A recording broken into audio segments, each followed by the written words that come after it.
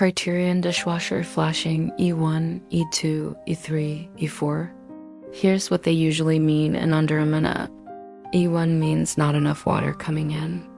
Make sure the tap is open fully, unkink the inlet hose, and clean the little screen filter where the hose connects.